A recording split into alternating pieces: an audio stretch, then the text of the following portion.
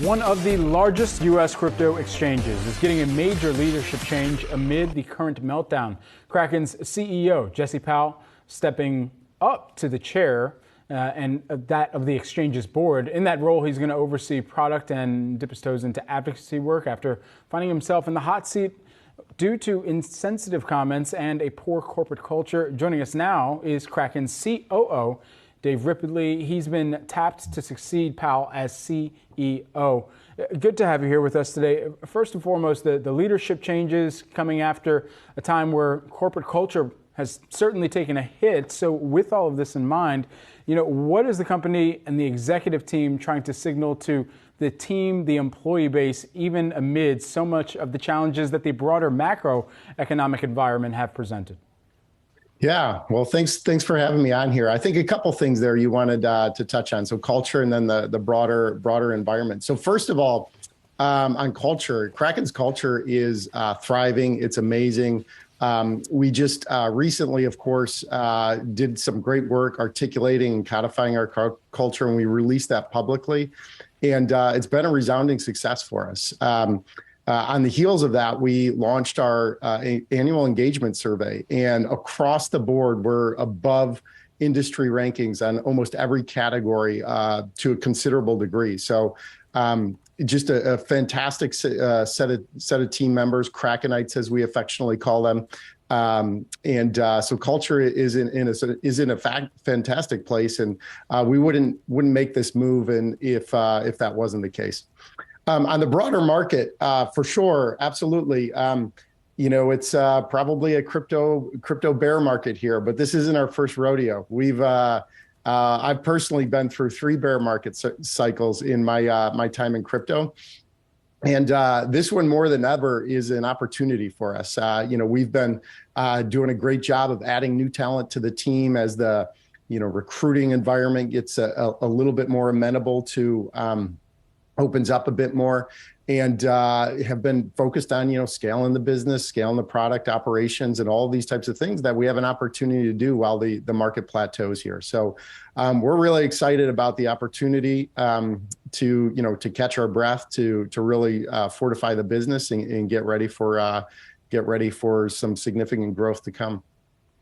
Dave, I'm just curious. I know you've been around with Kraken for a while, and so between this leadership shift, is there any meaningful change the company will see that you want to speak to? I mean, I know obviously the company has been talking about doing something like an IPO for years. And sure. Yeah. So great questions there. So, first and foremost, I'll just hit on the similarities. Kraken is incredibly mission driven. Our mission is going to remain steadfast. Our values and our culture, they'll remain unchanged. And this is the constant. But you're absolutely right. Look, Kraken is, since the time I joined, we were 50 people, and now we're over 3,000. So, as we look forward to grow, we will have to change and adapt, and we'll have to scale the business and, look to operate differently, ideally keep some of that innovative and entrepreneurial potential. But, frankly, scale and meet the challenges of a larger organization. So that's undoubtedly going to be the case. And then with regard to, IPO and fundraising, for sure. So we, are always, kind of top of mind with regard to our capital structure and where we sit. We have a strong financial position, balance sheet right now. We haven't actually tapped capital markets and fundraising significantly in Kraken's past relative to our peers, if you will. But it's absolutely something out there that we could, look to fundraise in the future. And, whether that be private or public is, something that would be TBD.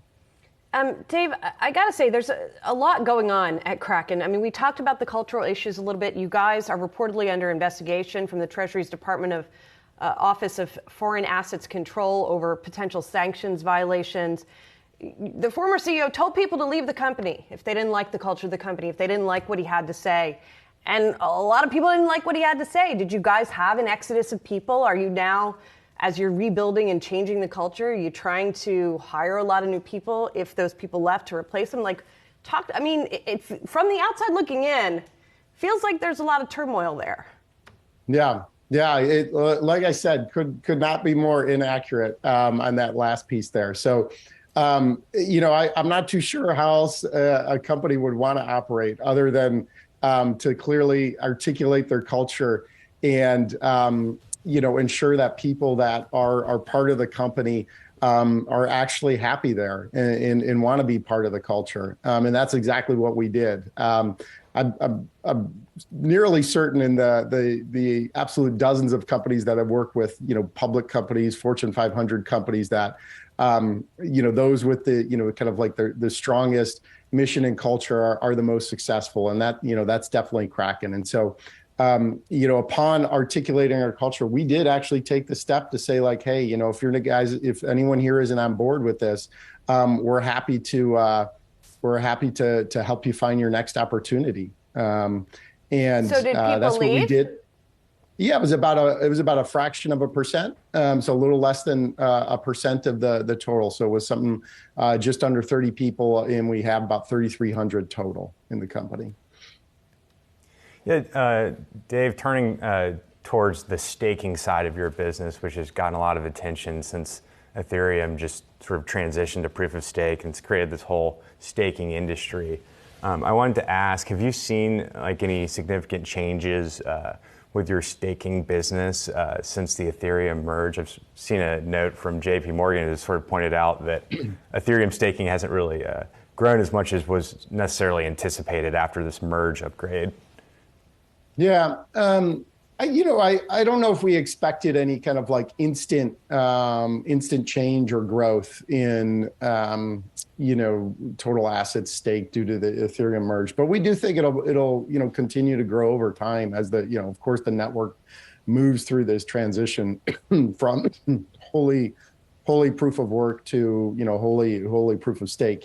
There's still time left on the overall transition until it's like fully complete. And so, yeah, we expect staking balances to grow as a share of the total. I mean, in the end, it won't be that all, 100% of Ethereum tokens are staked, for a whole host of technical reasons. The network, of course, wouldn't function if that was the case due to lockups and so forth.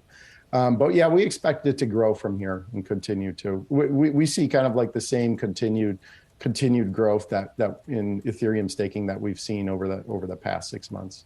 Dave, you were reportedly valued at $11 billion at midsummer this year. The crypto markets have taken a massive plunge even since that point in time. How has that impacted the company's valuation, the cash positioning, and even as you're kind of looking across where crypto in the broader kind of buildup of some networks and the still speculation and speculative asset that many investors look at it with, how does that directly correlate to the company's value itself? Yeah. So we of course don't know definitively, right? Kraken's a public company and there isn't necessarily, a private company and there isn't necessarily price discovery on the valuation of the company in real time. And so, that's something that, will come about when we do subsequent fundraisers or, someday if the company's public, that would be the case. Do you need to raise funds right now? We don't. We don't. I mean, this is, on your second piece there. Yeah, we have a, strong financial position. The broader, drawdown in market caps of companies, of course, don't impact our balance sheet at all. So, that remains unchanged from that standpoint. And a quick follow-up on that, Dave, we've seen some other exchanges going out and making acquisitions, right, in this environment. Do you guys see yourselves doing any of that? We do. We have, a strong and fully built out M&A team, and, they're active. We did a significant acquisition of a company called Staked to really fortify our position in the staking market less than a year ago. And, we're kind of continually looking for acquisitions, primarily a lot in, new product and tech within the crypto sphere that makes sense to add to our portfolio. Dave, thank you. Dave Ripley, and thanks to Dave Hollerith as well. Appreciate it, guys.